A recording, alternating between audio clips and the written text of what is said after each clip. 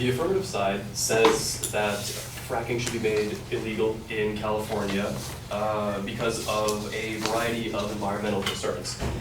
My claim in opposition to the affirmative speech is that these claims are very much overstated. The claims dealing with fracking's pollution of groundwater, fracking's possibly causing earthquakes, and fracking polluting the air, all of these secondary claims I believe are overstated. To start off, I will make the secondary claim that fracking, when done properly, poses no threat to groundwater. The affirmative brought up Dimrock, Pennsylvania, which was an area where fracking was being done. The main shale formation that is being fracked in this general area is the Marcellus Shale. The National Technology Energy Laboratory, division of the U.S. Department of Energy, in 2014 stated that the current findings are that no evidence of gas migration from the Marcellus Shale and no evidence of brine migration from the Marcellus Shale have been found, which would imply that there has not been any discernible, any noticeable contamination of the groundwater in this area. Excuse me for a moment. Furthermore, all of the events, all the fracking events that were documented were done at least 2,000 feet below producing zones in the overlying upper Devonian and lower Mississippian gas field, and more importantly, more than 5,000 feet below drinking water aquifers. This goes to show that fracking, when done at proper depths, has no chance of actually polluting groundwater reservoirs. Next, the amount of water that fracking uses in relation to California's water issues is overstated. Steve Bolin of the California State Oil and California State Oil and Gas Supervisor in April of 2015 stated that California oil producers use 214 acre-feet of water, equivalent to about 70 million gallons of water in the fracking process, which is less than the previously projected 100 million gallons. And on top of this, the argument was that because of California's drought, fracking should be banned in order to increase the water supply. Well, Jay Famigiletti of NASA's Jet Propulsion Laboratory presented on December 16th in 2014 a study that showed that it'll take about 11 trillion gallons of water, about 1.5 times the maximum volume of the largest US reservoir, to recover from California's continuing drought. 70 million gallons of water used in California for fracking is a drop in the bucket compared to what is actually needed to fix California's drought.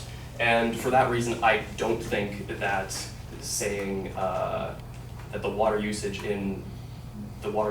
of fracking is, I don't feel like that's pertinent to the issue.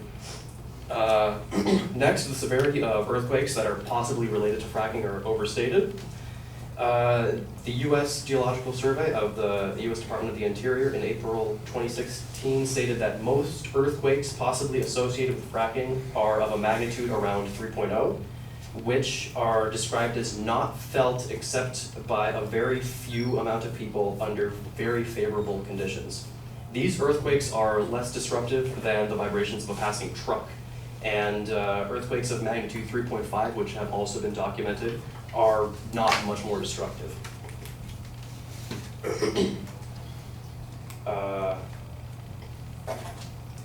On top of this,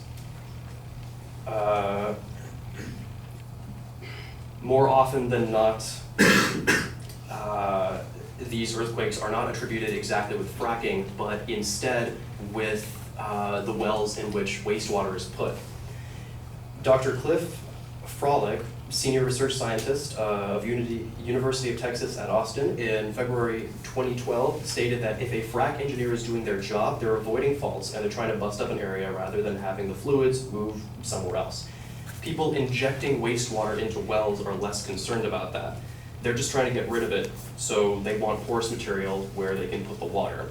This is not necessarily a problem with fracking, but with the disposal procedures that go along with most wastewater disposal when it comes to fuel production.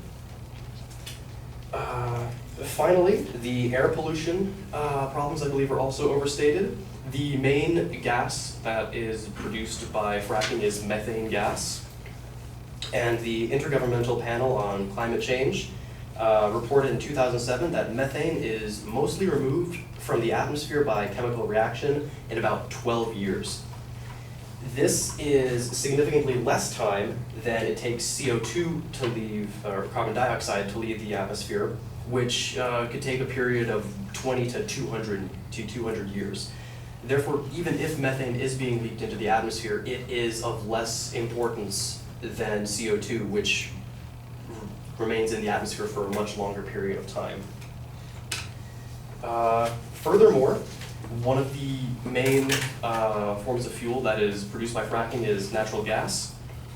And the Argonne National Laboratory of United States Department of Energy in 2012 stated that considering only tailpipe emissions of cars that are using natural gases, natural gas emits 15 to 20% less heat-trapping gases than gasoline when burned in the body of today's typical vehicle.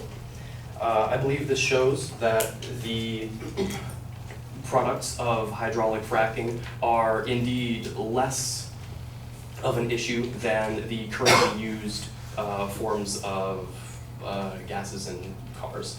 And for that reason, I would say that it is of less harm to the atmosphere than previously stated. Because of this, I believe that the affirmatives argument is a little bit, I would say that the affirmatives argument is not sufficient to prove the point that fracking should be made illegal in California. Thank you very much.